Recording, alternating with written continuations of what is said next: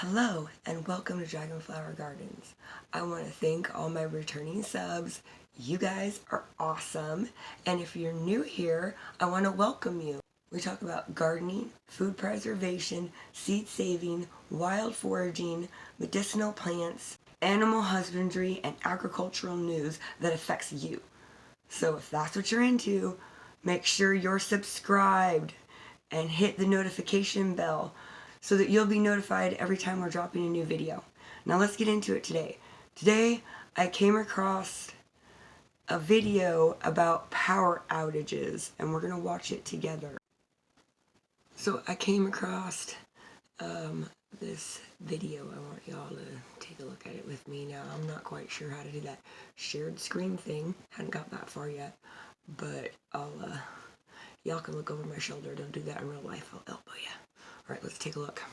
Officials are warning the U.S. power grid needs better security to prevent domestic terrorism. As ABC's Zareen Shaw shows better us, security. The concerns come amid a rash of utility attacks over the weekend. Officials are urgently searching for a suspect or suspects who vandalized 4 substations, creating a Christmas nightmare for 14,000 utility customers in Washington State. Wow. Just a really terrible way to welcome everybody to Christmas morning. Good morning, you have no power and it's freezing. I'm very much not happy that I can't play with my video games with my kids. And at one of the substations, officials say they arrived and found a fire that was intentionally set. At others, they said there was a intentionally set.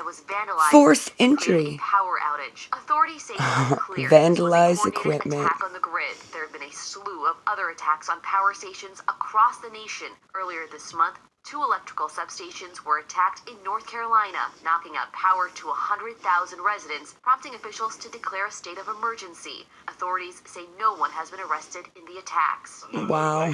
Nobody's group has stepped up to acknowledge or accept that they're the ones that done it, so yeah, I call them cowards. And then no one wants to say, it's me. In Washington and Oregon in recent weeks, including Thanksgiving Day. Though authorities have not said anything about the motive on the recent attack in Washington state, earlier this year the Department of Homeland Security warned that domestic extremists could target the power grid. Zoreen Shah, ABC News Los Angeles. Let me understand this. There were multiple attacks to our power grid over the holidays.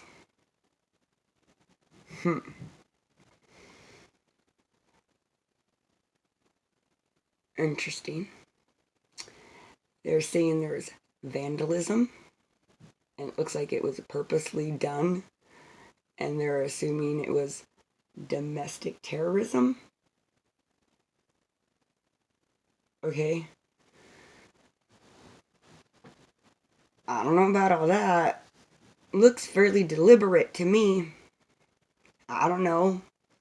Do we have an influx of people here that maybe have nefarious thoughts about our country?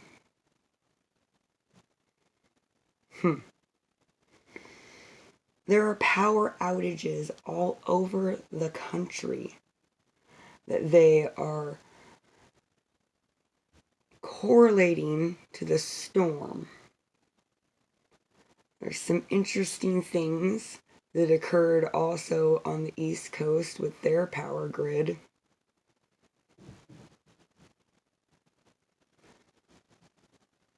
I recommend looking into that one, you guys. There was a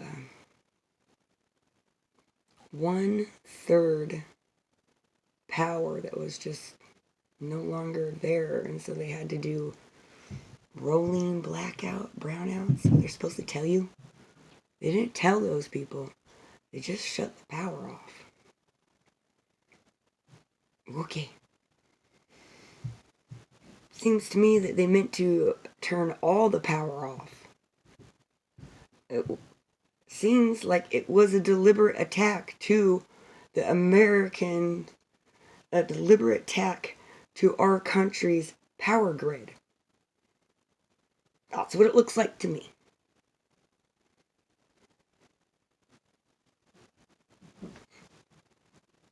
You see, we take the opportunity to prepare for power outages, loss of food, loss of job, loss of income, loss of housing.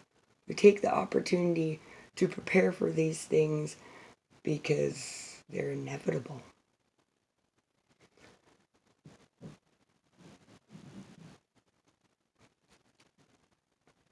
This is a very large wake-up call for a lot of our brothers and sisters right now.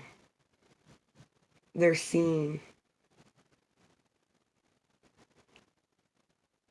that they're the ones that are going to come to their rescue.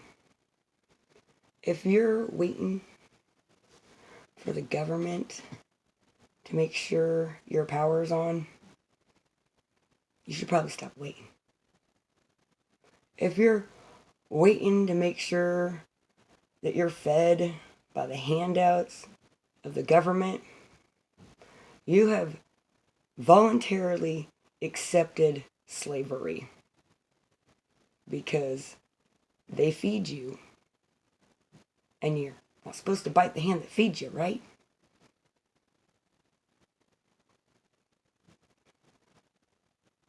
After all the stuff that we've been through in the last, week and a half, the storm, our brothers and sisters freezing to death out there. Many of them not prepared. Many of us ourselves not prepared. I ain't gonna lie about it. My wood stove isn't put together all the way. I can't afford a generator. I do know how to heat a small space with a candle. I do know how to bunker in with blankets. I got a small buddy heater to keep warm. But at what point in time do we have to actually say, listen, I'm the one who's responsible for my safety. And I'm going to be diligent. I'm going to think about and prepare for those things. At bare minimum, the basic three, you guys: shelter, water, food.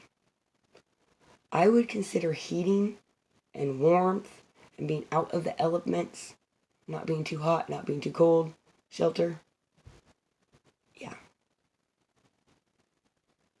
That's where I'd put that one. So let's focus on that. If you can't afford some of those more high luxury items, like a generator, because, well, y'all gotta pay the PUD. That's the power company we got up here yet.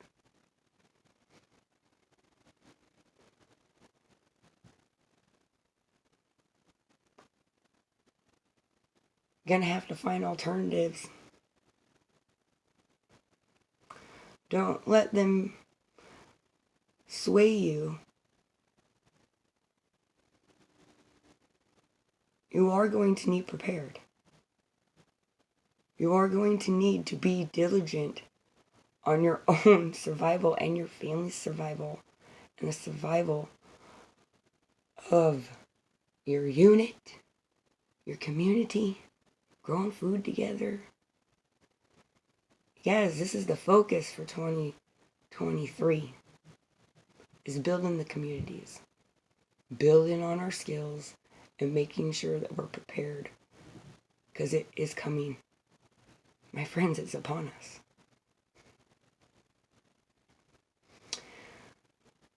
Well, if you want to contact us here at Dragonflower Gardens, you can email us at dragonflowergardens Gmail, or you can find us on Facebook, Dragonflower Gardens on Facebook. So that's where we're at right now. Or you can go ahead and leave us a comment here on this video. I would love to hear from you. All right, you guys. Thank you for your valuable time. Thank you for watching Dragonflower Gardens. And remember to keep on growing.